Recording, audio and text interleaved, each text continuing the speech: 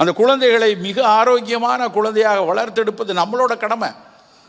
ஒவ்வொரு நாள் உணவிலும் இதெல்லாம் இருக்கா பார்த்து பார்த்து செய்யணும். ரொம்ப முக்கியமானது வெள்ளை சர்க்கரை.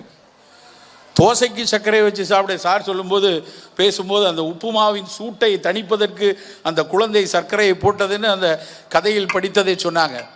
ஆனால் சுட்டால் கூட இனிமேலாம் சர்க்கரையை வாயில் போடக்கூடாது. அதுதான் மருத்துவ உலகம் சொல்கிறது. சின்ன பிள்ளையில தோசைக்கு ஜீனி வச்சு சாப்பிட்றது, உப்புமாவுக்கு ஜீனி வச்சு சாப்பிட்றதுன்னு ஒரு பெருங்கூட்டமே இருக்காங்க.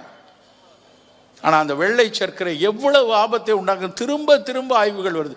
1930களே சொல்லிட்டான். இப்போ இல்லை. ஒயிட் சுகர் ஒரு கேன்சர் செல்லுக்கு ஒரு ஃபீடு. நம்ம உடம்புல ஒருவேளை ஒரு பிழையாக ஒரு புற்றுநோய் செல் உருவாயிடுச்சுன்னா அந்த செல்லில் வேகமாக வளர்க்குற தன்மை சர்க்கரைக்கு தான் இருக்குது. நம்முடைய எதிர்பார்ட்டில் அதை அழிச்சிடும். தினம் நமக்கு புற்று செல்கள் இது பிழையாக உருவாகும். உருவான கணத்தில் அதை அறிந்து நம் உடல் அதை வெளியே தள்ளிடும். அதுதான் இயல்பான ஃபிசியாலஜி. ஆனால் சர்க்கரை நிறைய சாப்பிட்டுக்கிட்டே இருக்கிறவங்களுக்கு அந்த இன்னேட் இம்யூன் சிஸ்டம் வேலை செய்கிறதுக்கு முன்னாடி இது போய் அந்த செல்களை வளர்த்து விடும். அப்போ வெள்ளை சர்க்கரை வேண்டாம்னு நாம் தான் கற்றுக் கொடுக்கணும். சின்ன பிள்ளைகளுக்கு எப்போ வேணாலும் நம்ம சொல்கிறது என்ன, ஒரு கப் பாலாவது குடிச்சிட்டு போ, ஸ்கூலுக்கு நான் போகுது லேட் ஆகுது, ஒரு கப் பாலாவது குடிச்சிட்டு போ. இனிமேல் கொஞ்சம் யோசிக்கணும். பாலாவது குடிச்சிட்டு போன்னு சொல்ல வேண்டாம். பால் மிக அவசியமான ஒரு ஃபங்க்ஷனல் ஃபுட், அதில் மாற்றுக்கிறதே இல்லை. ஆனால் யாருக்கு அவசியமோ அந்த குழந்தை தான் கொடுக்கணும். குழந்தைனால இவ்வளோ தடி இருக்குது சின்ன பிள்ளையிலே. குட்டி குண்டர்கள் இன்றைக்கி ரொம்ப அதிகம். சைல்டுஹுட் ஒபிசிட்டியை பற்றி தொடர்ந்து பேசி கொண்டிருக்கிறாங்க. எந்த குழந்தை இளம் வயதில் குண்டாக இருக்காங்களோ யோசிக்காமல் அவர்கள் எடையை குறைப்பதற்கு அத்தனை முயற்சியும் தாய்மார்கள் எடுத்தாகணும். ஏன்னா நம்ம அந்த நேரத்தில் சொல்லதுக்கு கூட தயக்கம். யாராவது குண்டாக இருக்குன்னு சொன்னால் கண்ணு போடாத, கண்ணு போடணும், இல்லைன்னா அந்த குழந்தைக்கு ஏதாவது பிரச்சனை ஆயிரும். குழந்தையில் இயல்பை விட எடை கூட இருக்கிற குழந்தைக்கு பாலும் தெளித்தேனும் வேண்டாம். நம்ம பாலும் தெளித்தேனும் பாகும் பருப்பும் பிள்ளையாரோட நிறுத்திப்போம். நம்ம வீட்டு பிள்ளையார்களுக்கு கொடுக்கக்கூடாது. அப்படி கொடுத்தோம் அப்படின்னா நிச்சயமாக அது பிற்காலத்தில் சர்க்கரை நோயை கொண்டு வந்துடும். அந்த குழந்தை 20 வயசு ஆகும்போது சர்க்கரைக்குள்ளே போயிடுவான். அது பெண் குழந்தையாக இருந்தால் 13-14 வயசில் பாலிசிஸ்டிக் ஒவேரியன் டிசீஸ் அப்படின்னு சொல்லக்கூடிய சினைப்பை நீர்க்கட்டி அந்த பெண் குழந்தை குண்டான குழந்தைக்கு வருவதற்கான வாய்ப்பு ரொம்ப அதிகம். ஏன்னா அந்த ரெண்டுக்குமே ஒரு சர்க்கரை வியாதி வர்றதுக்கும் இந்த பிசிஓடின்னு சொல்லக்கூடிய சினைப்பை நீர்க்கட்டி ரெண்டும் வர்றதுக்கு அடிப்படையான காரணம் இன்சுலின் ரெசிஸ்டன்ஸ். ஒழுங்காக தான் கணையம் சுரக்கும், கணையத்திலேருந்து ஒழுங்காக தான் இன்சுலின் வரும். ஆனால் அந்த சுரக்கிற இன்சுலின் ஈரலோட நொதிகளோடு சேர்ந்து சர்க்கரையை செல்லுக்குள்ளே தள்ளணும். எனர்ஜியாக அங்கே தான் வெடிக்கும், எனர்ஜியாக வரணும். ஆனால் அது செய்யாது.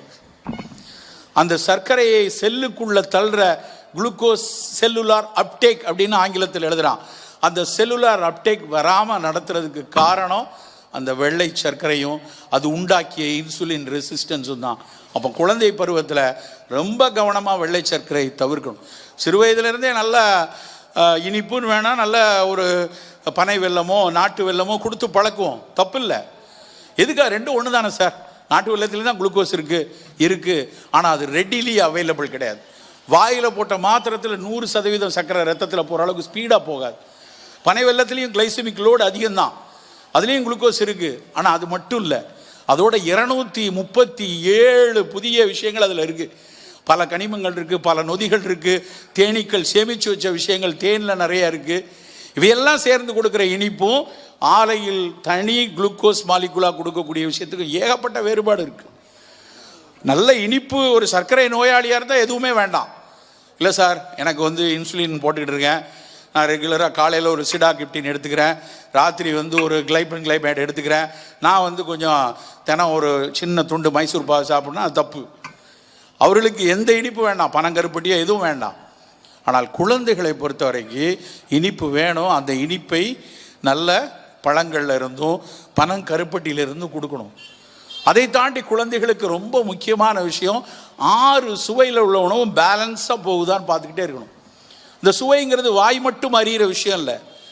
இனிப்புனா வாய் மட்டும் அறிகிறது இல்லை. இனிப்பு தசையை வளர்க்கும். சித்த மருத்துவம், ஆயுர்வேதம், உலகத்தினுடைய அத்தனை பாரம்பரிய மருத்துவமும் இனிப்பு தசையை வளர்ப்பதாகத்தான் அறிந்திருக்கிறாங்க. இனிப்பு வேணும் கொஞ்சமாக. அது பழங்கள்ல இருந்து இந்த மாதிரியான தேன் மாதிரியான இயல்பாக இயற்கையில் கிடைக்கக்கூடிய இனிப்பு கொடுப்போம்.